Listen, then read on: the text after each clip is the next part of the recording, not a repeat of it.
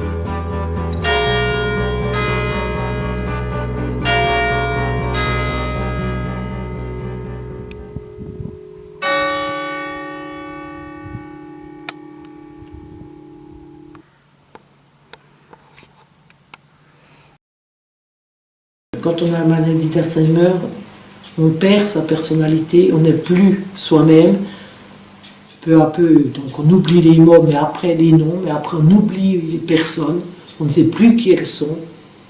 Il faut dire que moi non plus, je n'arrivais plus, je ne le reconnaissais plus. C'est très dur de dire ça, mais c'est vrai que ce n'était plus mon papa comme je l'avais connu. Ça devenait un malade qui avait besoin de nous, qui avait besoin de notre affection, qui avait besoin plus de choses physiques, de contact, de nourriture, mais on n'avait plus les mêmes conversations, les mêmes échanges. Il n'avait plus... je le voyais comme un malade. Alors quand on lui donnait la main, on lui caressait la main, on voyait qu'il était content, mais je ne sais pas s'il savait qui c'était. Je pense que ça aurait été à la fin une personne quelconque, je pense que ça aurait été un petit peu la même chose. Donc on se sent un peu étranger à la personne, même si on l'aime toujours autant, même si on a... C'est quand même le papa, mais c'est plus le papa qu'on a connu, qu'on aurait aimé qu'il soit jusqu'à la fin. Jusqu'à la fin.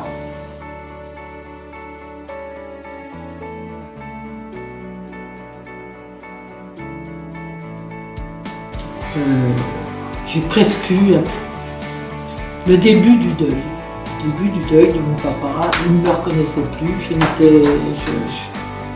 Je ne vais pas dire que je n'étais rien pour lui, mais il avait déjà perdu. Il y avait déjà un échange qui était perdu entre les deux.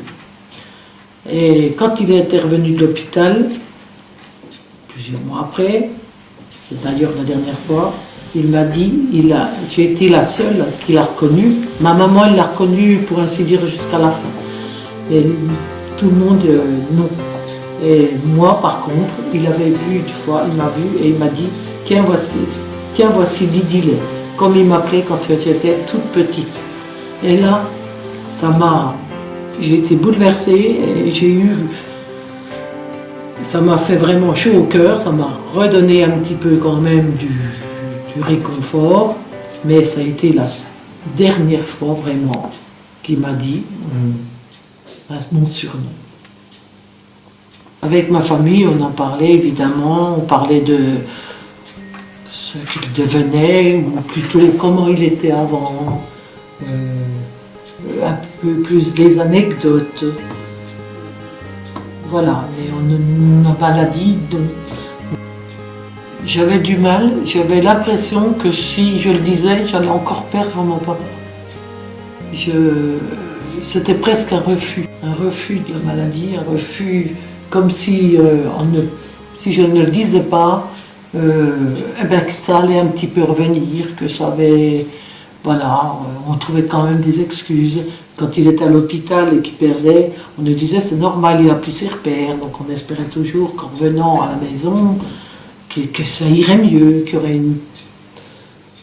On avait, même si on sait très bien que cette maladie, on perd progressivement son autonomie, sa personnalité, je pense que l'entourage espère toujours qu'il y aura un léger mieux. Pas revenir comme avant, mais un léger mieux. Quand j'en ai parlé un petit peu plus au départ avec ma belle famille du côté de mon mari.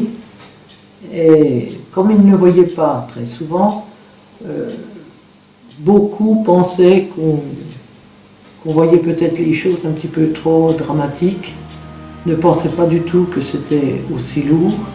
Comme ils avaient vu mon papa toujours très gai, qui aimait beaucoup, qui avait beaucoup d'humour, qui était très calme, très posé, je pense qu'ils ne pouvaient pas imaginer que cette personne deviendrait dépendante, deviendrait avec des paroles ou des gestes un petit peu bizarres. C'était pas l'image qu'on avait de lui, et donc ma belle famille ne pouvait pas comprendre que mon papa avait cette maladie. Ils pensaient qu'on s'inquiétait peut-être trop, que quand ils ont été en présence de mon papa et qu'ils ont vu qu'il était perdu, qu'il ne parlait plus, là, ils ont vu vraiment qu'il avait une maladie. J'ai eu du mal d'accepter la maladie. Ce que j'ai eu le plus de mal, c'était de le voir dépendant par rapport aux autres. Lui qui aimait être très, très indépendant, savoir qu'il allait dépendre des autres, qu'il allait perdre son autonomie, qu'il allait devenir un petit peu... qu'il allait perdre sa personnalité. Non, c'est ça qui me faisait le plus, dont j'avais peur. Je ne m'étais encore pas rendu compte que physiquement, il serait aussi très très dépendant des autres. Je m'en suis rendu compte, c'est quand je l'ai J'ai dû le garder, parce que oui, c'est comme un enfant qu'on garde. Lorsque maman a dû être hospitalisée, donc j'étais allée pour la semaine, et là, je ne pouvais plus le laisser vraiment seul. Il a fallu même la nuit, je dormais dans un lit, mais dans sa chambre, pour savoir la nuit s'il aurait besoin de moi, s'il avait besoin de se lever, l'aider. Donc c'est là que j'ai compris que la dépendance physique qu'il aurait besoin et que ça allait évoluer. Ensuite aussi sa personnalité qui changeait. Il n'avait plus, on ne pouvait plus converser avec lui, vraiment discuter de choses et d'autres. Il n'avait plus conscience. Il avait perdu ses repères et peu à peu, il se retirait, il se mettait sur le fauteuil devant la fenêtre et il ne prenait plus part aux conversations. Il s'isolait, comme s'il se renfermait. Il n'était plus avec nous, il n'avait plus les mêmes relations. J'ai perdu la notion de temps, la notion d'espace. Sans cesse, il me demandait, mais où est... Il l'appelait la grande dame, parce qu'il l'admirait tellement. Alors quand il demandait des nouvelles de ma maman, il me disait, où est la grande dame? Quand revient-elle? Mais c'était toutes les 2-3 heures, il me demandait quand revient-elle. Il n'avait plus la notion, il ne comprenait pas quand je lui disais dans 3, dans 2 jours, il ne comprenait pas. Et là, j'ai compris vraiment la dépendance qu'il aurait et que ce n'était plus le papa que j'avais eu, que c'était quelqu'un d'autre qui changeait et que j'allais perdre. Je commençais déjà à le perdre.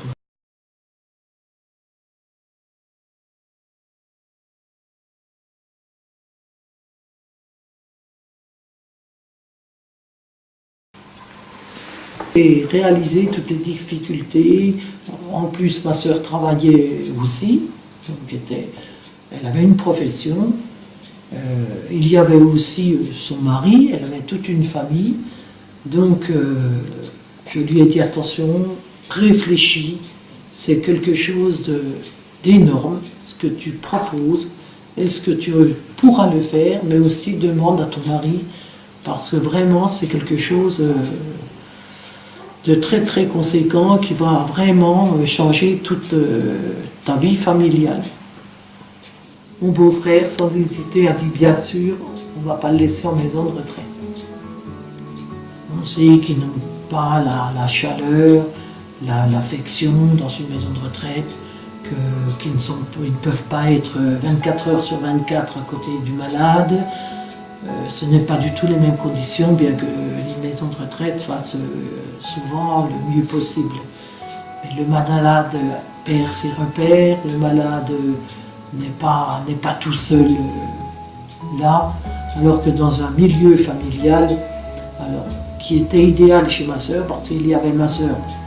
Quand elle travaillait, maman était à côté de mon papa, il avait toujours une présence à côté. Et l'après-midi, il y avait ma sœur, mon beau-frère, il avait aussi une vie familiale. Donc ça favorisait aussi tout ce côté affection, ce côté convivial, ce côté famille qu'il n'aurait pas eu en maison de retraite. Alors bien sûr, ça a apporté beaucoup de contraintes pour la famille de ma sœur, parce que c'était quand même beaucoup de présence, beaucoup de travail supplémentaire. Et par contre, pour mon papa, ça lui a fait que du bien. D'ailleurs, un malade d'Alzheimer, quand il est en milieu hospitalier, bon, apparemment il ne vit jamais aussi longtemps que dans leur famille. Parce que là, on peut les stimuler. On le forçait au début à aller se promener. On l'emmenait avec nous. On lui faisait faire toujours un tour, chose qu'il n'aurait pas pu faire en maison de retraite. On lui donnait à manger. On prenait le temps. Quand il n'a pas pu avaler, je sais qu'on moulinait ça pour qu'il ait vraiment de tout, de la viande, etc. Donc c'était vraiment, on adaptait, on prenait notre temps.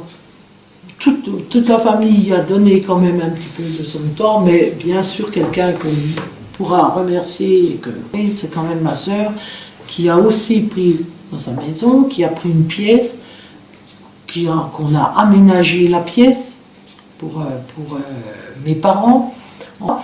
Ensuite, il y avait quand même une présence, on va dire presque en tout temps, de ma sœur, de mon beau-frère, là, donc ça a été très très très lourd.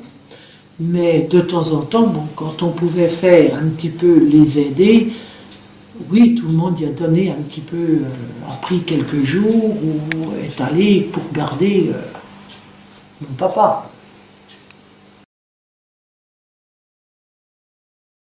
Non, c'est Jérôme, hein, il me semble. Alors que c'était Jérôme, non? Je ne sais pas. Là, c'est ton père, il est bien, là. Là, c'est dans la maison de Bernard. Non, c'est dans chez moi. Hein? C'est dans chez nous. Où devant chez nous? Je sais rien, voilà. Mais non, regarde, ça peut pas être devant chez nous, c'est pas dans la cour, c'est une maison. Une maison. Il me semble que c'est chez Bernard. Non, je crois pas. Ça je sais plus. Là, c'était quand Loïc est venu au monde, dans l'époque, moi qui est là-dedans. Ah ben là, oui, c'est le... Oui.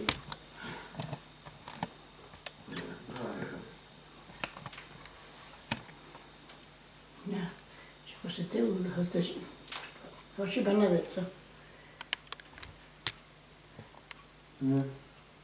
Là, c'était 50 ans, mariage. Mais non, mais c'est pas chez Bernadette. Ah non, je crois que c'était Marie. Non, c'est ainsi. Là, c'est quand il a fait sa communion. Du dernier mois, quand j'allais le voir chez ma sœur, déjà c'était plus sa maison. En plus, il restait à la fin donc, de son fauteuil. Ensuite, il n'a plus marché du tout. Donc après, il est resté au lit. Et là, il ne nous connaissait plus du tout. Il n'avait plus aucune réaction quand il nous voyait, ou de temps en temps une petite lueur, et c'est tout. Et là, on voyait qu'il n'y avait plus d'échange, il n'y avait plus rien. Donc c'était... Même si on restait à côté de lui, on ne pouvait pas lui parler. Tous les échanges, il n'y avait plutôt aucun échange. Donc j'avais déjà fait, bon, quelque part, un deuil, le deuil de mon papa. J'allais voir le malade, j'étais contente de le voir. Physiquement, c'était mon papa, mais ce n'est plus la personnalité de mon papa, ce n'était plus mon papa, j'avais déjà fait une espèce de deuil. Ça ne veut pas dire que quand il est décédé, que je n'ai pas été triste, que j'ai refait un autre deuil. C'était pas le même deuil. C'était vraiment la mort physique de mon papa, avec tout ce qu'il y avait avant. Le jour où il est décédé, j'ai plus revu mon papa d'avant. C'est là que c'était vraiment son deuil. Qu'avant, j'avais fait déjà un deuil, le deuil de sa présence, le deuil de sa personnalité, le deuil voilà, ce n'était plus vraiment le papa que j'allais voir. C'était le malade, quelqu'un que j'aimais bien, mais ce n'était plus mon papa que j'allais voir.